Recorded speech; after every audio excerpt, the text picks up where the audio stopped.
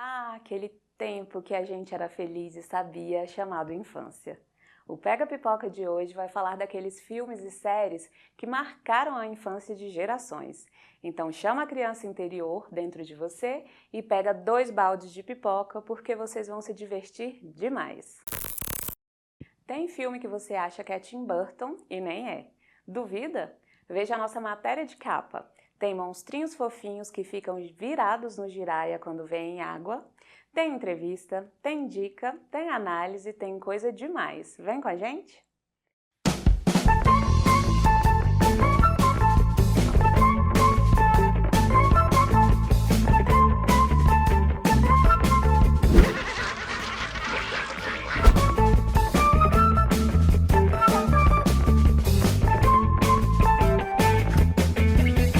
It's showtime.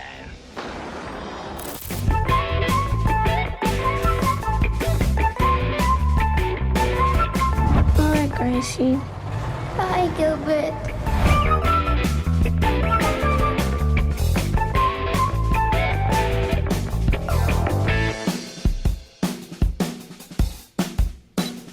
And what did Santa bring you, honey?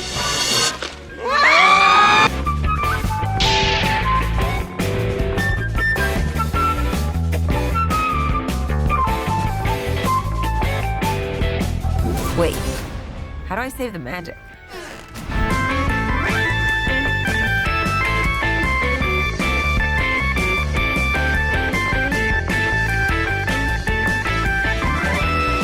Vind je mij nu eigenlijk leuk of niet? Maar ja.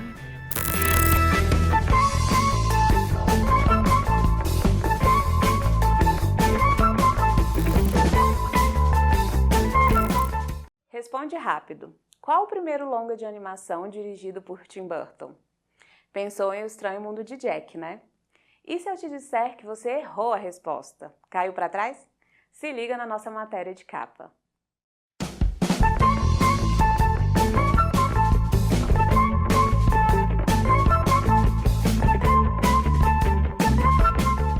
Pega a pipoca, ajusta a poltrona e vem comigo desvendar um mestre da animação que você provavelmente nunca ouviu falar. What's this? What's this? There's color everywhere. What's this? There's white things in the air. There's children throwing snowballs instead of throwing heads. They're busy building toys and absolutely no one's dead. There's frost in every window. Oh, I can't believe my eyes. And in my bones I feel the warmth that's coming from inside. Você ama O Estranho Mundo de Jack? Caso não me conheça, eu tiro a cabeça e mostro todo o meu talento. É fã de Coraline? Por quê? Então segura o queixo. Tim Burton não dirigiu nenhum dos dois. Ah, tudo bem. Eu tenho um presente especial pra você mesmo assim. Abra, meu garoto. Calma, calma, eu explico. Quem realmente botou a mão na massa e em centenas de bonecos de argila foi o gênio discreto Henry Selick. Sim, ele existe e está há 30 anos criando universos de tirar o fôlego e sem ganhar o holofote. Porque Selick é o herói secreto.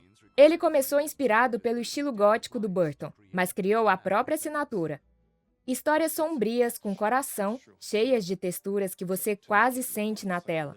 You're joking! You're joking! I can't believe my... E olha o trabalho insano. Para fazer Jack Skellington sorrir, chorar ou cantar, a equipe criou mais de 400 cabeças do personagem. Cada emoção, uma cabeça nova. E sabe quanto tempo levaram para rodar 1 segundo de filme? 24 fotos. Isso mesmo, 24 ajustes milimétricos nos bonequinhos para cada mísero segundo. E o filme todo? Quase 3 anos de produção, com um exército de 120 artistas.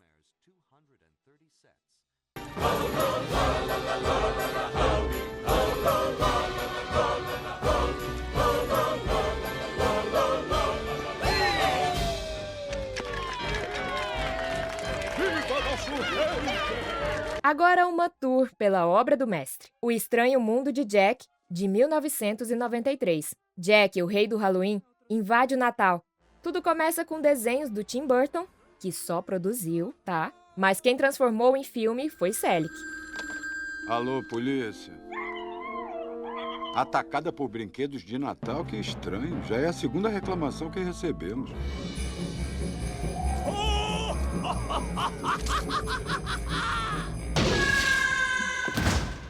It's James.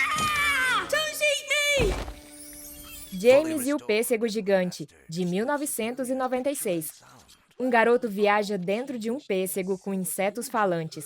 Aventura, stop motion, clássico instantâneo. Coraline, de 2009. A menina acha uma porta para uma versão perfeita da família, com botões no lugar dos olhos. Arrepiou? E de novo, não foi Burton, gente. Eu quero que você me deixe ir embora. Isso lá é jeito de falar com a sua mãe? Você não é minha mãe. Peça desculpas agora, Coraline. Wendell and Wild, de 2022. 2 demônios trapalhões querem voltar à Terra. Selick mais roteiro de Jordan Peele. Dupla explosiva.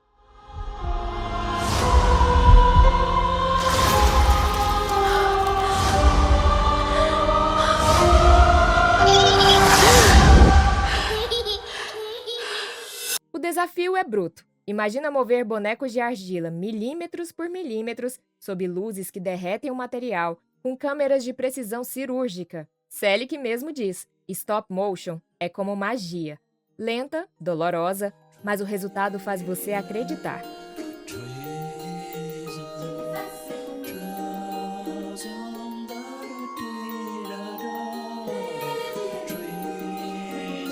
E hoje? O Rei da Argila não parou. Ele acaba de lançar o Wendell and Wild na Netflix e já prepara novas loucuras. Detalhe, ele só usa computador para corrigir fios soltos ou poeira. O essencial é tudo analógico, feito à mão. I'm having a vision! A green-headed girl. Então, da próxima vez que ver aquela cena do Jack dançando no cemitério ou a Coraline enfrentando a outra mãe, lembre-se, por trás dessas maravilhas está Henry Selick, o mago que transforma a argila em emoção. Tá aí um diretor que merece mais holofote que um vampiro em festival de Halloween.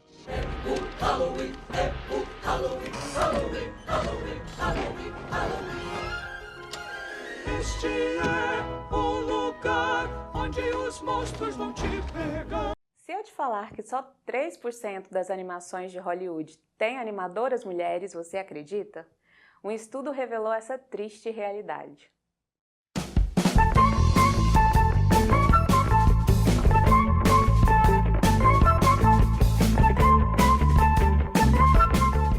Hoje a gente vai falar de um mistério que até o Scooby-Doo teria medo. Cadê as mulheres nos desenhos animados? Pois é, galera. Enquanto Moana navegava pelo oceano e Dora explorava a selva, uma pesquisa realizada pela USC Annenberg Inclusion Initiative em 2021 revelou que nos últimos 12 anos, apenas 3% dos diretores de animação eram mulheres. E tem mais. Só uma mulher dirigiu um grande estúdio nesse período, a incrível Jennifer Yu Nelson, do Kung Fu Panda 2. E a consequência disso? Quando faltam mulheres criadoras, faltam também heroínas plurais. De 2007 a 2018, só 17% dos blockbusters tinham protagonistas mulheres. Exemplo, a Mérida em Valente. Protagonistas não brancas, apenas 3 filmes.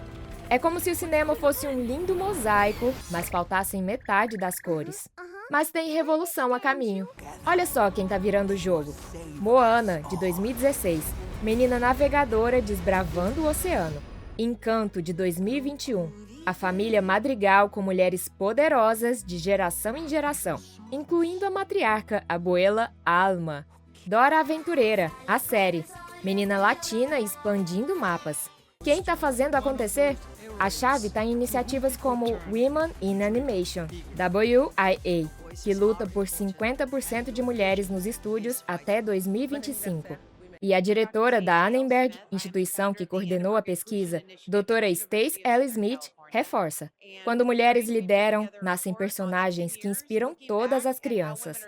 Por que isso é mágico? Porque diversidade gera histórias que nos representam, como Judy Hoops, de Zootopia, coelha policial provando que tamanho não é documento. Mirabel, de Encanto, garota comum salvando a família extraordinária. As irmãs de Frozen, Elsa e Anna mostrando que amor de irmã é maior do que príncipe encantado. Então, da próxima vez que você ver uma heroína animada quebrando expectativas, lembre-se, mais mulheres nos bastidores é igual a mais mundos incríveis na tela.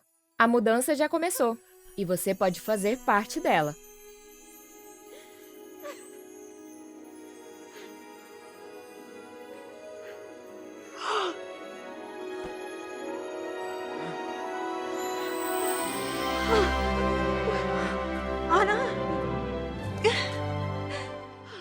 Repete comigo.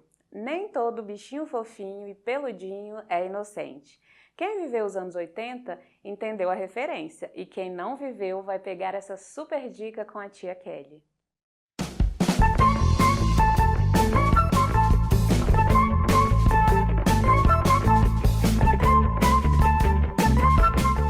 Olá, meus pequenos desobedientes! Moleque, sai do meu lado, cara! Calma, porrada vai lambrar? Contigo não, filha, já te liberei, mete o pé do meu lado, capeta!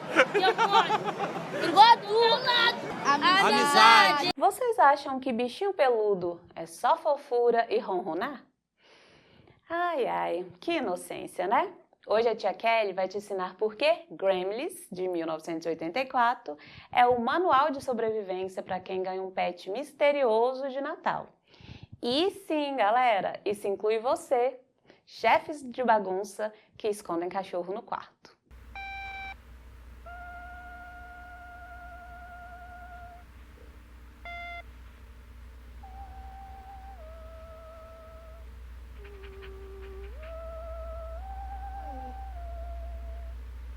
Essa fofurinha aí é Gizmo, o bichinho mais desejado dos anos 80. Até você derrubar ele na água. Sim, meus pestinhas, a primeira regra é: não molhe o bicho. Mas alguém aqui já leu um manual? Não! Eu molharia certeza. E você, cameraman? Eu posso segurar? É claro. Por que não? Ele gosta de você. Ah, cuidado, Peach. Droga. O que tinha na jarra? Só água. Por que ele tá fazendo esse barulho?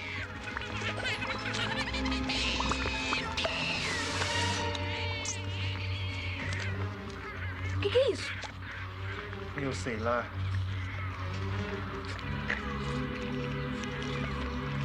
Está vivo? Eu não sei.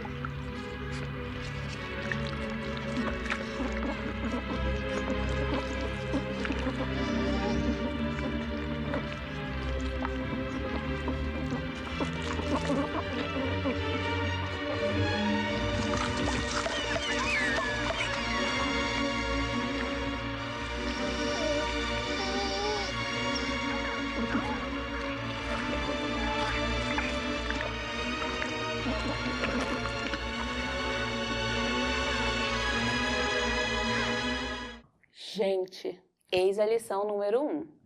Água mais gremlin, apocalipse peludo, hein? A segunda regra, nada de comida após a meia-noite. E não é só pizza. Até um M&M vira gatilho pro caos. O filme foi inspirado numa lenda urbana chinesa que fala dos moguais. Eu espero que eu tenha falado certo, hein? Pequenos demônios peludos que fazem travessuras. Você quer um pouco disso? Quer um pouco de galinha? Não? Tudo bem.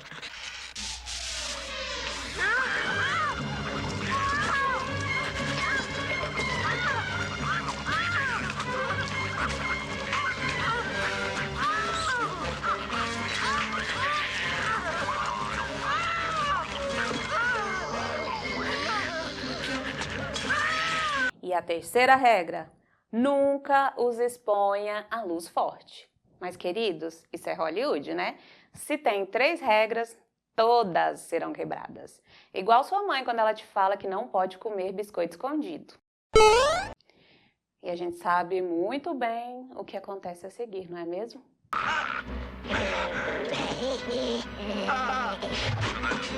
Responsabilizado por John Gremlin pelo presente estado de coisas na cidade.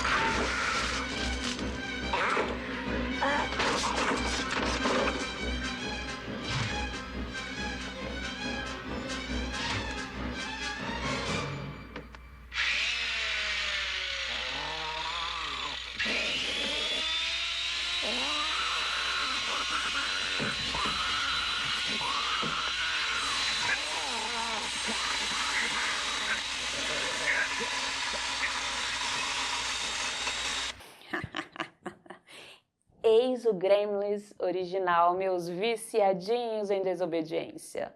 Um filme que ensina que até o caos mais assustador começa com um "Ah, tia Kelly, mas é só um copinho d'água". E olha que os Gremlins são mestres do estrago. Invadem cozinhas, pilotam carrinhos de controle remoto e até cantam no coral. Sim, eles cantam muito e desafinam. Muito. Cantores de Natal. Detesto cantores de Natal. Que voz de cana rachada, seus pequenos cantores. Eu preveni seus pecinhas!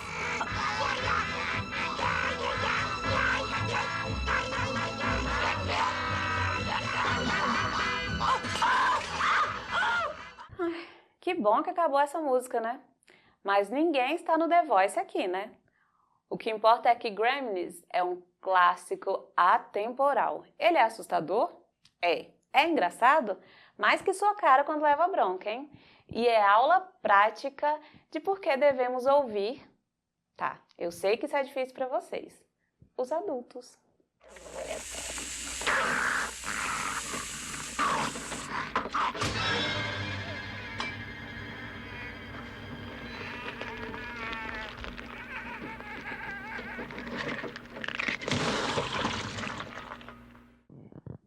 Essa aqui é a mãe do ano, meus amores.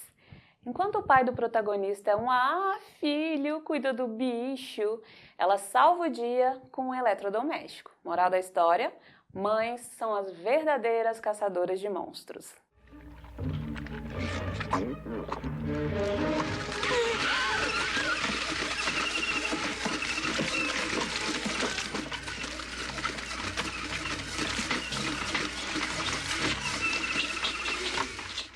E não se esqueçam, hein? Gizmo é inocente, ele só queria cantar e ser amado. Os Gremlins é que são vândalos de pelúcia.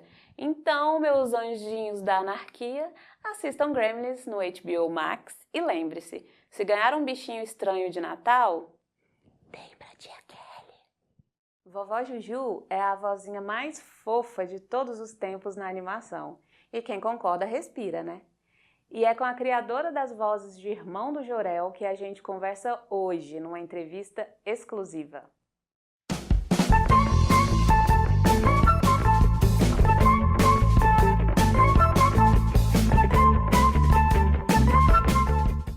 Bom, gente, a gente está aqui com a Melissa Garcia. É um prazer gigantesco ter essa oportunidade de entrevistá-la.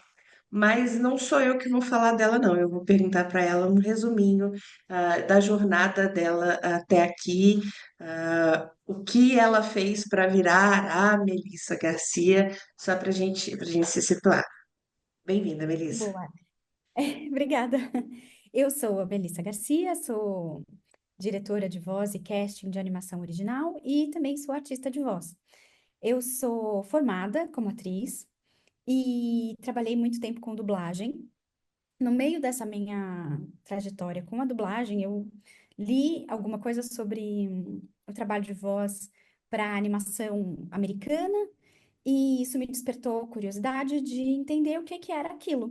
Eu tinha gravado um projeto original que o criador chamou de dublagem, o meu trabalho, mas eu entendi que aquilo não era dublagem quando gravei, e aí fiquei com essa pulguinha atrás da orelha. Quando eu li o livro, eu fiz, é isso, E aí eu fui atrás de estudar mais sobre isso, fui para os Estados Unidos fazer um workshop com o Bob Bergen.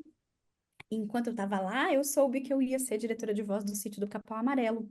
E aí eu tive a chance já, concomitantemente, de chegar ao Brasil com uma série para trabalhar e levantar como é que seria trabalhar com assim, sabe? Eu já sabia como é que funcionava a estrutura americana, mas eu precisava levantar essa estrutura no Brasil, dentro das limitações que a gente tinha, né? Com falta de know-how, inclusive, a gente não sabia como fazia.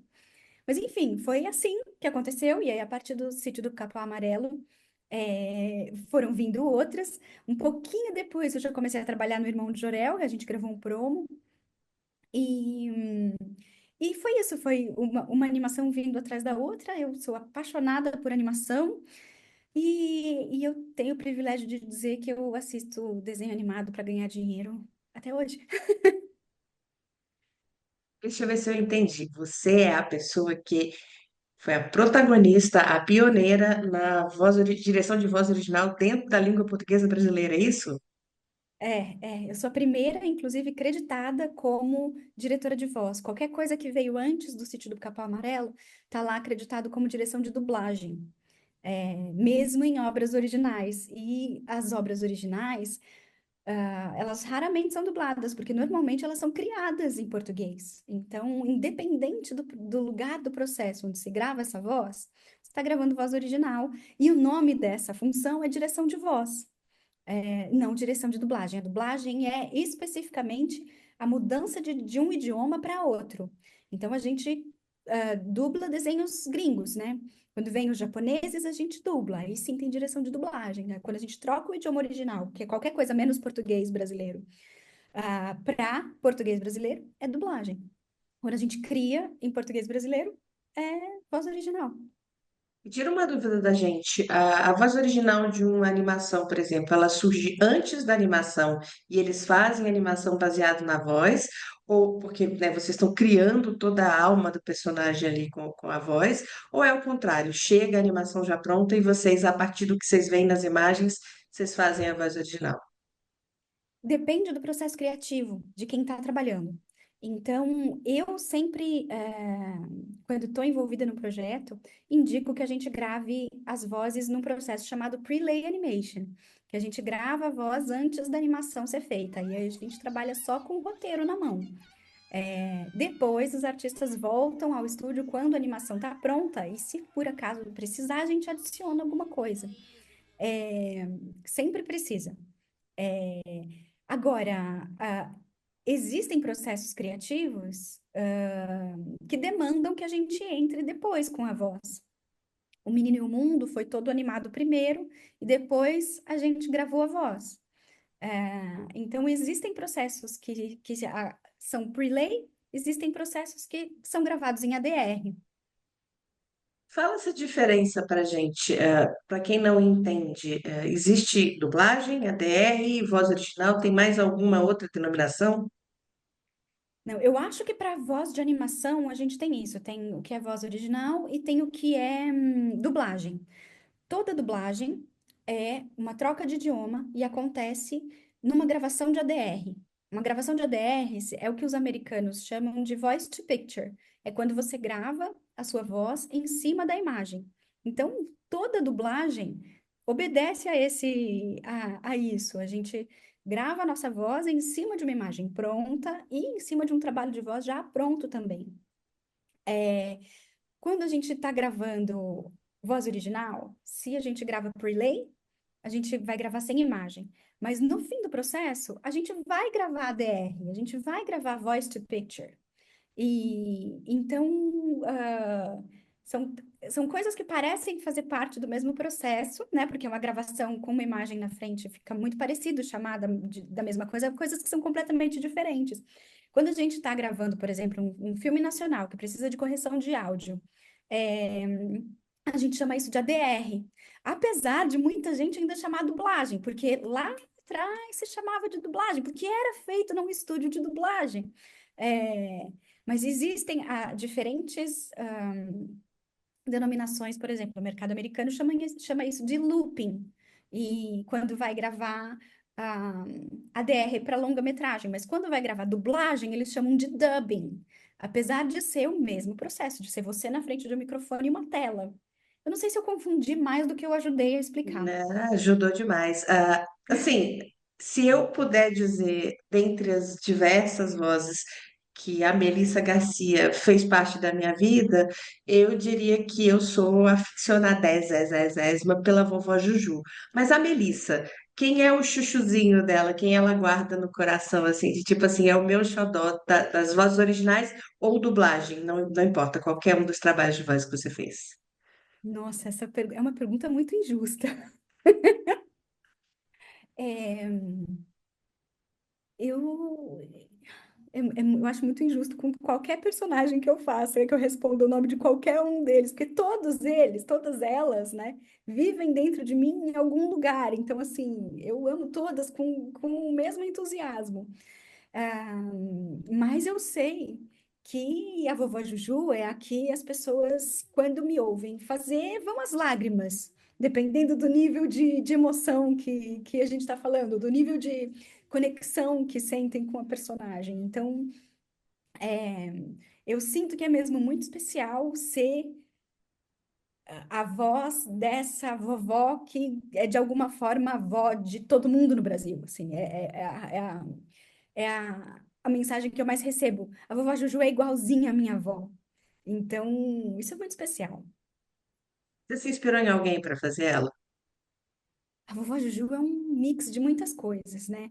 É, Primeiro tem, acho que a grande referência é o Barbosa, da TV Pirata, que eu assistia quando eu era criança. Criança, anos 80. Meu Deus, como minha mãe me deixava assistir TV Pirata. Vergonha. É, Então, eu imitava o Barbosa. E quando veio a vovó Juju, eu fiz, eu vou sair desse lugar. Óbvio que ver a personagem, saber como era a avó do Juliano, que é a vovó Beth do Juliano, também me ajudou a criar, e também tem muita coisa da minha mãe na vovó Juju. Eu descobri depois que eu comecei a dizer o tanto de bem que eu digo, gravando a vovó Juju, porque minha mãe falava bem para tudo. Então, eu lembro de um dia, depois de já bastante tempo gravando o Irmão de Jorel, na minha cabeça era só, gente mais velha diz bem. E a minha mãe me liga e falou qualquer coisa do tipo, mas você sabe se isso é assim, bem? Eu fiz, eu falo isso por causa da minha mãe. Mastiga esse gengibre, vai bem.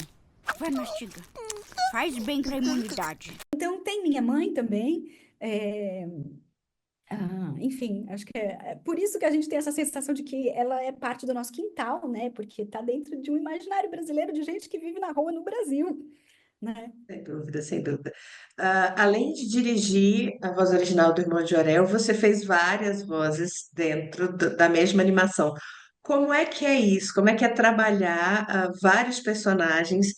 Eu já ouvi falar que vocês procuram registros diferentes para poder diferenciar, mas para quem é leigo, explica para a gente como é que funciona isso de construção de várias vozes dentro de uma mesma animação. Uhum. Bom, sim, faço vários personagens, é uma doideira, né? Mas um ator ou uma atriz estuda para esse tipo de coisa. Cada personagem precisa ter uma expressão vocal diferente. Mas, por exemplo, quando eu faço a voz Juju, a voz é mais aguda. Quando eu vou fazer a Lara, tem muito mais projeção, é um outro lugar que eu coloco a voz na boca. Se eu faço Ana Catarina, tem muito ar, e ela também tem uma projeção menorzinha. Então, Coelha Matilde é intensa, e, então também tem um outro lugar, e ela é grave. Eu acho que é isso, assim, a gente vai sim descobrindo lugares diferentes para falar, e os personagens vão encontrando a forma como eles falam através da gente também. Sei que isso é meio abstrato, mas apesar de toda a técnica, eu acho que a nossa técnica fica ali à disposição desses personagens se apropriarem. Mas é muito isso, né? A voz da gente é um retrato da nossa personalidade. Se a gente precisou se projetar muito para poder ser ouvido, se a gente cresceu num espaço, a gente tinha liberdade de ser a gente mesmo, se a gente teve que se retrair para poder caber, e você tem que pensar muito nisso enquanto você recebe o roteiro, e não é igual uma dublagem que já existe uma coisa para você ah, se basear e ter uma ideia. Você tem que, literalmente, como o roteirista que criou a ideia do personagem, criar toda uma alma dentro da voz, não é isso? E quando a gente está gravando o original, a gente não sabe muito bem para onde vai o personagem. Então você está ali reagindo àquele roteiro, àquela situação e àqueles personagens que estão ao redor. A gente não necessariamente sabe qual é para onde é que ele vai. Apesar dos criadores poderem dizer isso pra gente, talvez eles nem eles saibam, talvez eles estejam pensando sobre isso ainda. Então, é o tempo inteiro se observando, deixando o personagem vir de você, né, de dentro de você ali, reagindo ao roteiro e aos seus colegas e evoluindo. Então, é um processo muito bacana. Acho que eu me perdi. Não, foi sensacional. Deixa eu te fazer uma pergunta. Existe, tanto na dublagem quanto na voz original, uma meio que garantia de, por exemplo, você vai ser sempre a vovó Juju, ou sempre quando tem temporada nova, alguma coisa assim, você precisa fazer testes? Isso também depende de qual é o cliente que você está falando e qual é. Por exemplo, eu sei que nos Estados Unidos, dependendo do estúdio, a cada vez que troca a produção executiva, eles fazem testes, sim, para os personagens clássicos. Então, uma das vezes que eu fui fazer aula com o Bob Bergen, que faz a voz do Gaguinho desde que o Mel Blanc faleceu, ele estava, sei lá, fazendo teste para o Gaguinho pela quinta vez, assim. Era uma coisa que você fala, não é possível. Então, agora, eu nunca precisei fazer teste novamente para a vovó Juju. Os estúdios de animação original entendem que manter a mesma voz é você ser leal ao personagem, né? E leal ao fandom, aos fãs da série. E eu acho que nunca tive essa questão de ser substituída num projeto de voz original. Não, sim, já teve um projeto, sim, que eu deixei de fazer uma personagem, mas porque foi algum contratempo, sabe? As relações com o mercado de voz original, as relações com o mercado de voz original são muito, de muita lealdade mesmo, eu acho, com os personagens. Quando a gente está falando de dublagem, aí a coisa fica um pouco mais leve, porque vai depender do estúdio que vai. Tem estúdios que são muito bacanas e muito éticos e todas as pessoas são felizes de trabalhar lá. Tem outros que nem tanto. Então, dependendo de para onde vai o trabalho, eu não vou trabalhar com um estúdio que é antiético, por exemplo, porque vai querer me pagar menos do que o piso do sindicato, ou, enfim, porque eu vou trabalhar vai querer me colocar para trabalhar com pessoas que não são reconhecidas profissionalmente pelo sindicato, enfim, tem umas questões que faz com que a dublagem dos personagens seja mais difícil de garantir que vai ser sempre eu, porque nem sempre o estúdio está disposto a me chamar. Eu tenho acompanhado você nas redes sociais e vejo, assim, de perto o trabalho de luta que você faz para além da sua carreira, do seu nome, do seu trabalho, mas como uma categoria. Você é uma pessoa bem ativa dentro da categoria de voz original, e dos profissionais de voz como um todo. Como é que tem sido essa Melissa Garcia, esse perfil da Melissa que briga, que trabalha, que luta pelos companheiros também de profissão? Uhum. Bom, agora é um momento de muita luta e resistência, né? Porque ah, a gente está, como categoria, eu até acho que eu faço pouco nesse momento, a gente está conversando e observando e agindo para regulamentar IA na profissão, né? Então ainda está num lugar em que a gente está lutando contra um monstro, eu acho. E é importante que cada vez vá se chegando mais perto desse monstro virar um chihuahua, sabe? Mas a luta agora é essa. Eu até acho que eu sou pouco presente, porque é um assunto que também me deixa assustada. Mas agora, eu sim sou muito atuante para essa quase que catequização do mercado, pela diferença entre o trabalho dos artistas de dublagem e de animação original, porque um artista de animação original, um artista de voz, né, precisa de muito mais tempo de comprometimento. A gente vai depois cumprir uma agenda de divulgação a gente tem uma outra relação com o produto, o personagem, os criadores e tal, que precisa ser levada em conta quando a gente assina um contrato, por exemplo. E a dublagem vai te pagar um piso. E se você ficar doente e não puder gravar mais, simplesmente vão colocar outra pessoa no teu lugar. Entendeu? É muito diferente a relação. E eu acho que, então, eu acho que eu sou muito atuante nisso, nessa conscientização dos profissionais de que, olha, isso é um campo diferente e a gente precisa aprender como lidar com isso profissionalmente. Muita gente que começa como fã da Melissa, como espectador, né, que é fã do trabalho enquanto pessoa que está assistindo a obra, e aí instala uma vozinha lá dentro dizendo assim, poxa, eu queria fazer isso também, mas existe a Melissa professora, a gente acompanha nas suas redes, que volta e meia você abre essa oportunidade incrível de ensinar.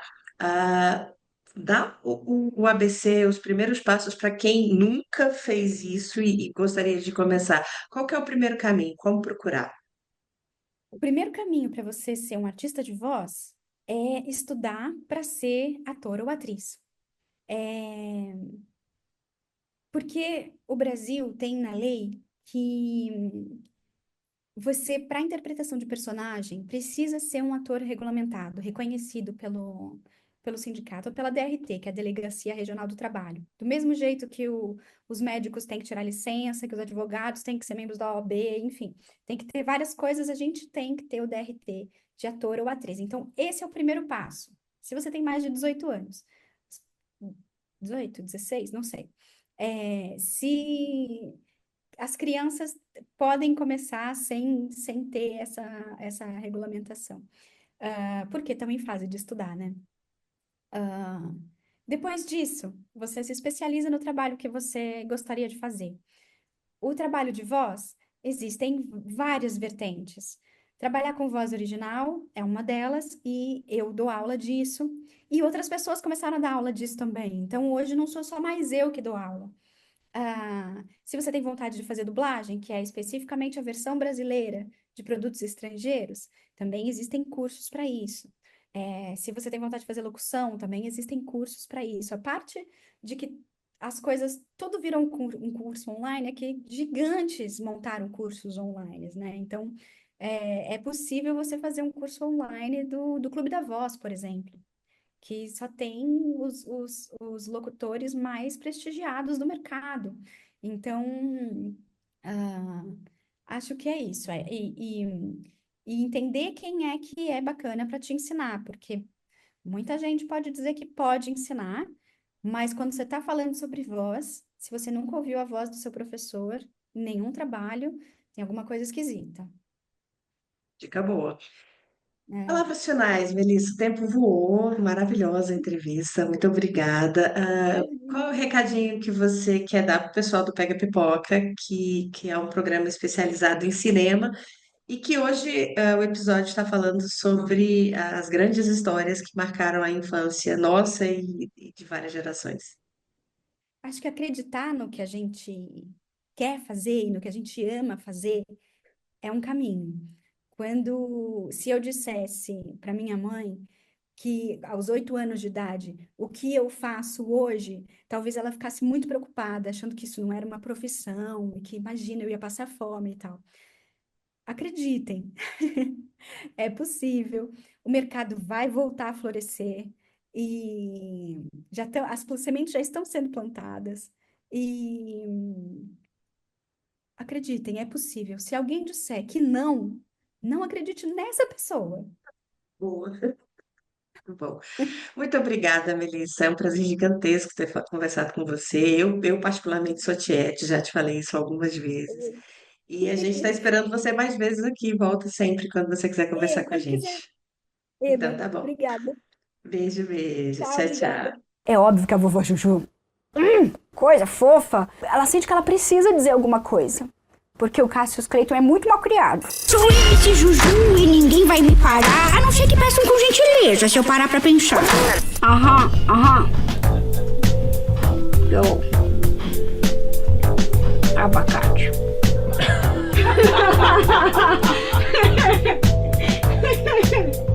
Você não está emocionalmente preparado para resistir aos encantos da dica de hoje do Cinema do Vale. E eu posso provar. Se liga em Young Hearts, uma obra-prima sobre quando a chegada do primeiro amor vem junto com descobertas sobre a própria identidade.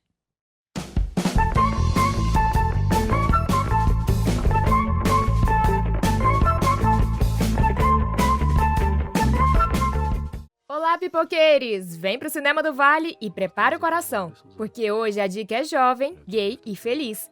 E olha que combo maravilhoso! Conhecem Young Hearts? É o longa de estreia do diretor Anthony Shatman e tá na lista de filmes que me destroem de amor. Sério, só de lembrar a equipe do Pega Pipoca fica com os olhos cheios de lágrimas. Mas de alegria, viu? Wat was haar naam? Het was geen meisje, het was een jongen. Arthur heet hij. Por que esse filme é um abraço em forma de cinema? Nenhum drama trágico. Finalmente, um filme LGBTQIAPN+, sem sofrência. É pura descoberta leve e gostosa. Tipo andar de bike no verão. Lose com final feliz? Lembram daquele filme lindo e devastador? Pois é, Young Hearts tem a mesma delicadeza, mas vira a esquina da alegria. Elias, de 14 anos, é nosso herói. Um garoto que descobre o tum-tum no coração quando o vizinho Alexander chega. E aí, vira amizade? Vira crush? Vira a coisa mais inocente e perfeita do mundo. Detalhes que arrasam. Atores que arrasam muito. Crianças que atuam como gente grande e nos fazem torcer muito. Direção poética. Shatman captura todos os frios na barriga, os olhares secretos e as dúvidas doces da adolescência. Profundidade simples. Não precisa de efeito para emocionar. É sobre se entender, se aceitar e se permitir sentir. Tudo com a sutileza de um suspiro. De onde vem essa joia? Holanda e Bélgica. Sim, o Vale tá globalizado. Disponível no Prime Video. Corre, que é easy de assistir. É filme pra sorrir de orelha a orelha, suspirar e sair gritando: quero mais histórias assim. Shatman entendeu.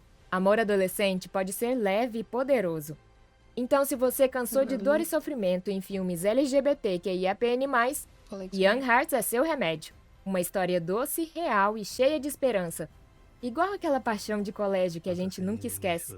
Então, receba esse selo de aprovado pelo Cinema do Vale para Young Hearts. Play nessa obra que já nasceu um clássico. Dizem que se você falar o nome do melhor quadro de sinopses de cinema, ele aparece. Quer ver? Spoiler sincerão? Spoiler sincerão? Spoiler sincerão? Hoje, com ninguém menos que Beetlejuice. Roda aí.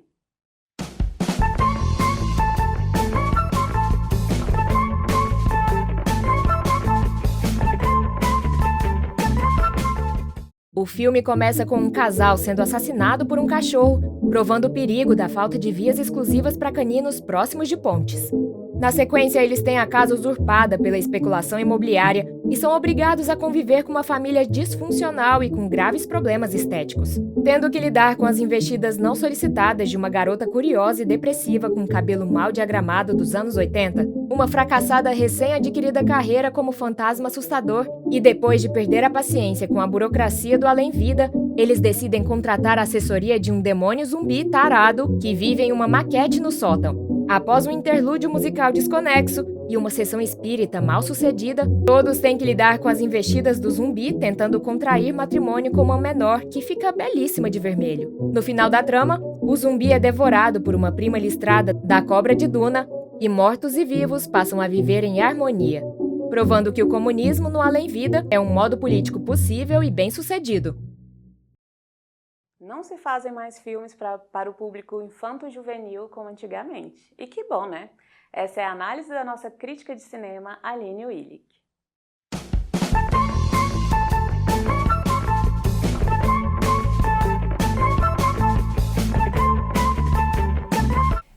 Não se fazem mais filmes para o público infanto-juvenil como antigamente. Crianças de ontem versus telas de hoje. O cinema infantil está em crise? Pega a pipoca e desempoeira o VHS. Todo adulto que viveu os anos 80, 90 ou 2000, jurando que no meu tempo é que era bom, tem um ponto. E uma dose pesada de nostalgia. Os clássicos que povoavam a nossa infância, E.T., Esqueceram de Mim, Matilda, A Fantástica Fábrica de Chocolate, original, é óbvio, Goonies, Gremlins, Quero Ser Grande, eram obras-primas que não subestimavam a criança. Roteiros com camadas, vilões memoráveis e trilhas que grudavam na alma. Mas e agora? O cinema infantil virou refém do algoritmo? Para viralizar com a geração das telas que rolam sem parar, o filme precisa ser uma trend na rede vizinha? Lembrando do caos de Minecraft o filme, quando a cena do bagunçar, o grito nonsense, virou mania global, as salas de cinema viraram zonas de guerra. Crianças gritando, celulares gravando, pais desesperados. O filme não foi assistido, foi performado. O resultado? Salas depredadas e espectadores traumatizados. Parabéns, internet! O que mudou e por que a sua infância era melhor? 1. Ritmo cerebral. Crianças dos anos 90 aguentavam 3 minutos de plano sequência em Jurassic Park. Criança de 2024, a tela piscou, já deu like e pulou. Efeito TikTok. Montagens aceleradas, piadas em loop, zero suspense. 2. Linguagem. Ontem, filmes como O Labirinto do Fauno falavam de ditadura com metáforas mágicas. Hoje, difícil acompanhar as trends e principalmente o sentido delas. Será que eu virei quem eu mais temia? Uma pessoa que não entende mais os chofens? 3. Imersão versus interação. Ontem, você acreditava que Elliot voava com ET na bicicleta. Hoje, você joga um filtro e quem voa nas redes é você. E aí, dos horizontes para o futuro do audiovisual infanto-juvenil, como resolver essa equação? Os cineastas precisam de estratégias de guerra, camadas ou cancelamento. Filmes como Divertidamente Soul, da Pixar, provam que criança entende complexidade. Dica: faça como Miyazaki em A Viagem de Chihiro. Não tem trend, tem alma.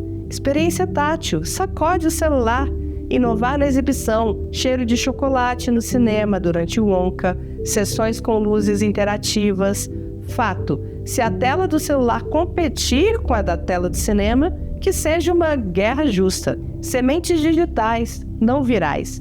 Criar momentos compartilháveis com profundidade. Exemplos? We Don't Talk About Bruno, de Encanto, ou Lembre de Mim em Viva a Vida é uma Festa, trouxeram camadas profundas. E quem não se emocionou com a história do robô que virou mãe do ganso em Robô Selvagem? Certamente essa pessoa já morreu por dentro. Não precisa de pirotecnia. Flow foi animado em um aplicativo open source, sem verbas estratosféricas, e já nasceu um clássico da animação adorado por adultos, crianças e gatinhos ao redor do planeta. Ou seja, dá para fazer bem feito ainda em 2025. É preciso formar o público de amanhã. As crianças apaixonadas por Goonies nos anos 80, Matilda nos anos 90 ou Harry Potter nos anos 2000 viraram os 20+, 30+, e 40+, que devoram o streaming e cinema nos dias de hoje. Se um público cativo não for conquistado hoje, pode sobrar ingressos no cinema de amanhã. Na dúvida, perguntem. Criança sabe o que quer, menos achismo e mais escuta. O recado final? Sim, a sua infância foi épica. E sim, o primeiro Jumanji é um clássico eterno, assustador e genial. Mas o cinema infantil não morreu, ele se adaptou. O desafio é fazer a geração TikTok entender que a história não se conta em 30 segundos. Como? Criando novos clássicos que unam a magia temporal dos anos 90, a linguagem hiperconectada de hoje e zero pacotão de piadas prontas. Pega a pipoca, desliga o Wi-Fi e leva o seu sobrinho para o cinema. Vai que lá nasce a próxima nostalgia da família. A dica de hoje é um filme atual, mas para as crianças de todas as idades, inclusive a criança interior que existe dentro de você. Um stop motion digno de indicação ao Oscar.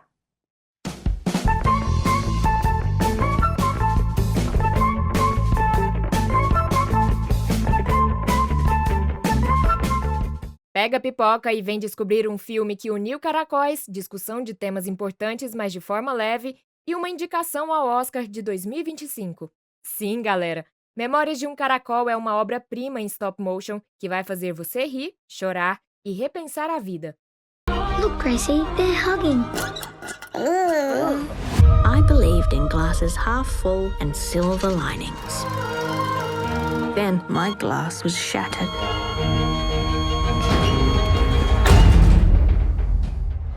Bye, Gracie. Direto da Austrália, do mestre Adam Elliott, o gênio por trás de Mary and Max. Essa joia é como abraçar um ouriço, espinhoso por fora, mas quentinho por dentro. Gracie Puddle, que conta com a narração em primeira pessoa de Sarah Snook, a Shiv de Succession, é uma colecionadora obsessiva de caracóis que reflete sobre infância e traumas que uma criança ferida pode trazer, relacionamentos e ressignificação, família e a importância dela na formação de uma personalidade, caracóis como metáfora, e como esses bichinhos lentos viraram sua âncora emocional. Não é ficha zoológica, é um retrato humanístico sobre solidão que vira arte, feridas como a do bullying e suas consequências, perdas que viram coleção e ressignificação, resiliência com humor ácido, marca de Adam Elliott. Porque esse filme é uma joia de verdade? But one heart. Hey, morons! Animação em stop motion 100% artesanal. Aqui é tudo feito à mão, meus queridos pipoqueiros. Narração. Sarah Snook dá a Gracie tons de melancolia e ironia perfeitos. Diretor, Adam Elliott, criador de Mary and Max. Mistura tragédia e comédia como ninguém. Curiosidades. O filme foi rodado em apenas 32 semanas. Trago uma medalha de velocidade para essa equipe campeã. Despite my woes, Sylvia, I tried to be optimistic. Be more social. I remember how there were intriguing people at the library. But they lived vicariously. A boyfriend seemed a work of fiction. I felt invisible, began to fade. Grace é inspirada na avó do diretor, que colecionava conchas do mar. O diretor utilizou truques sensacionais para otimizar os trabalhos de gravação, como materiais como silicone e ímãs. Para quem é essa obra-prima? Fãs de dramas com alma, como Peixe Grande e O Fabuloso Destino de Amélie Poulain, amantes de stop motion, tipo Coraline ou Fuga das Galinhas, colecionadores de coisas insignificantes que sabem seu valor afetivo. Quem busca filmes que falam da vida sem pieguice, como um amigo que te cutuca e te abraça ao mesmo tempo. Então, se você quer um filme que mistura lágrimas com sorrisos tortos e prova que as criaturas mais lentas podem ter as histórias mais rápidas no coração, anota a dica. Memórias de um Caracol é uma obra-prima em stop motion, é cinema puro, feito com as mãos e a alma. E se o mundo fosse se acabar em água e a gente tivesse que escolher entre dois ratinhos fofos? Impossível? É o que traz essa animação brasileira que conquistou o mundo ao som das canções de Vinícius de Moraes.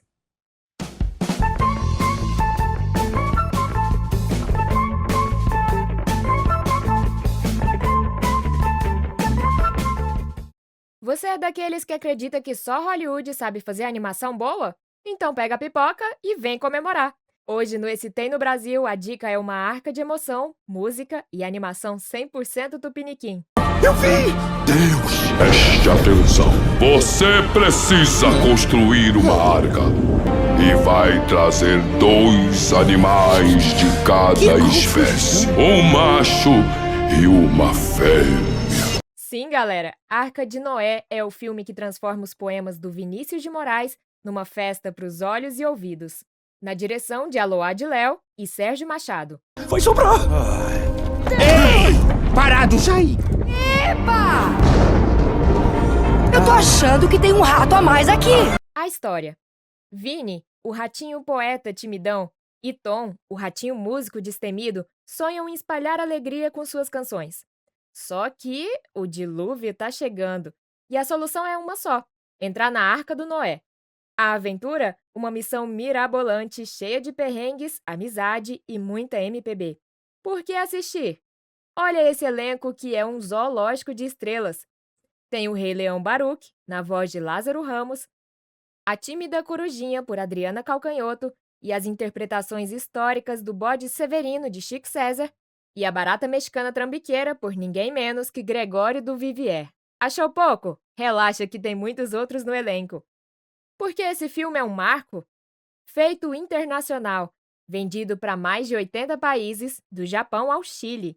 Canções imortais, A Arca, O Pato, A Casa, todas dos discos Arca de Noé 1 e 2, do Vinícius. Chegou o meu dia de brilhar. Uso fitness! Ai! Leão, leão, leão, rugindo como um trovão. Era um pulo e era uma vez um cabritinho montês. Leão. Nacionalidade orgulhosa. Criado a partir de um desejo da filha do Vinícius, Suzana de Moraes. Ela chamou Walter Salles e Machado para realizar o sonho. A animação traz um estilo visual único, que dialoga com a poesia de Vinícius, desde os traços dos personagens até os cenários que parecem saídos de seus livros. Então, se você quer ver bichos falantes cantando MPB, rir com uma barata mexicana e se emocionar com um bode poeta, corre pro sofá. Arca de Noé é cinema brasileiro fazendo bonito e mostrando que nossa cultura é um verdadeiro tesouro. E aí, sentiu aquele gostinho doce de infância, né? Também senti daqui. Tão doce quanto este programa é a parceria da Secult Goiás, que nos permitiu realizar esse projeto através do edital 9 da Paulo Gustavo. Me despeço deste programa, que teve sabor de pipoca cor-de-rosa. Até semana que vem!